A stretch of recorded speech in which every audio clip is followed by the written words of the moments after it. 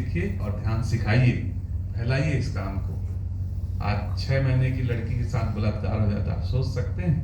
आज 60 साल की एक महिला के साथ, 70 साल की महिला के साथ बलात्कार होता है, आप सोच सकते हैं? ऐसे समाज में आप अपने बच्चों को जन्म देना चाहते हैं? आप सोचिए, थोड़ा इसके बारे में चिंतन करिए। आपकी लड़की घर से बाहर जाती है, अगर आती नहीं तो आपको चिंता होती है।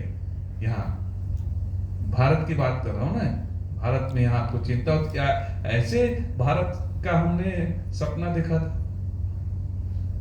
इसलिए मैं कह रहा हूं कि ध्यान के और प्रेम के संदेश को पहुंचाइए। जो व्यक्ति ध्यानी होगा वो कभी किसी का हत्या नहीं कर सकता। जो व्यक्ति ध्यान में डूबा होगा, प्रेम में डूबा होगा, वो व्यक्ति कभी बलात्कार कर ही नहीं सकता, सोच ही नहीं सकता। करने की बात तो बहुत दूर की बात है।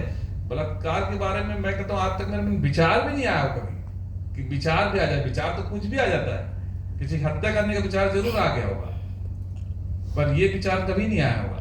तो ये व्यक्ति, इस चीजों को आप समझिए, इसका महत्व को, इसको फैलाइए इस जगत में।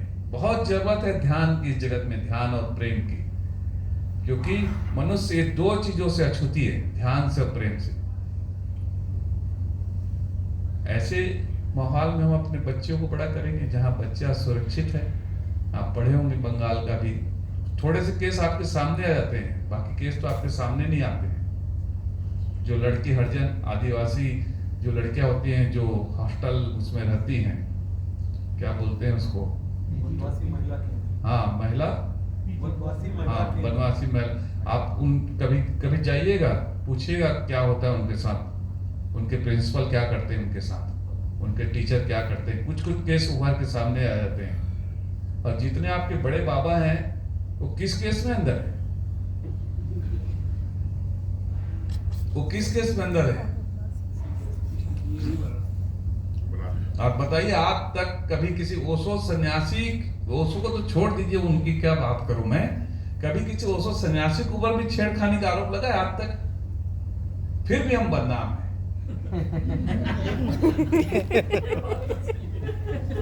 आज तक मेरे को इतना बता दीजिए, किसी ओशो सन्यासी को भी कोई एफआईआर हुई है छेड़खानी की? वो कत्ल भी करते हैं तो नहीं होते हैं बदनाम, हम आ भी बढ़ते हैं तो हो जाते हैं बदनाम। मेरे को एक लाइन तो कोई बता दे कि ओशो की ये गलती है। इतना बदनाम कर रखा है ओशो को समाज ने। मेरे को एक लाइन में तो कोई बता दे कि यहां पे ओशो ने गलत किया था, बस।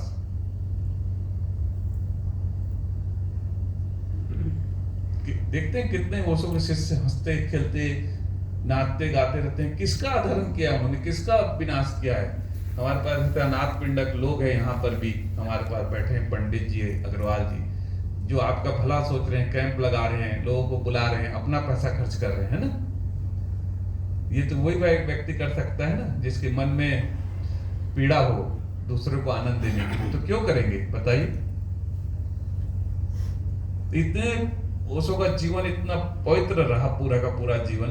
ठीक टाइम में वो खाना खाते थे, बिल्कुल ठीक टाइम में सो जाते थे, है ना। उनको खाना खाते हुए देखना अपने आप में एक ध्यान था। उनको ठीक 45 मिनट लगते थे खाना खाने में, जैसे कोई इंस्ट्रूमेंटल प्ले हो रहा है लगता था जब उनके थालियां बजती थी उनकी। तो उनका जीवन इतनी सादगी से भरा रहा, पूरा का पूरा जीवन।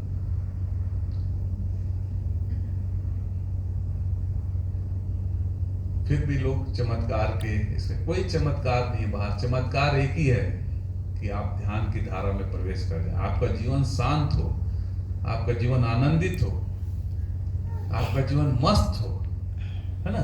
तो आपका, और मरते समय आपको राम की याद आए, काम की याद नहीं आए, बस। तब तो आप अगले जन्म में राम में ही पैदा होंगे। और काम की याद आते आते मर रहे हैं आप, तो काम में ही पैदा होंगे, फिर आपका जन्म रुकेगा। इसलिए कह रहे हैं बुद्ध, जन्म दुख, जवानी दुख, जरा बुखार दुख, बुढ़ापा दुख, मृत्यु दुख, यहां पे कहां है सुख? इसको फैलाइए। मैं इसलिए इतनी बातें कर रहा हूं कि इस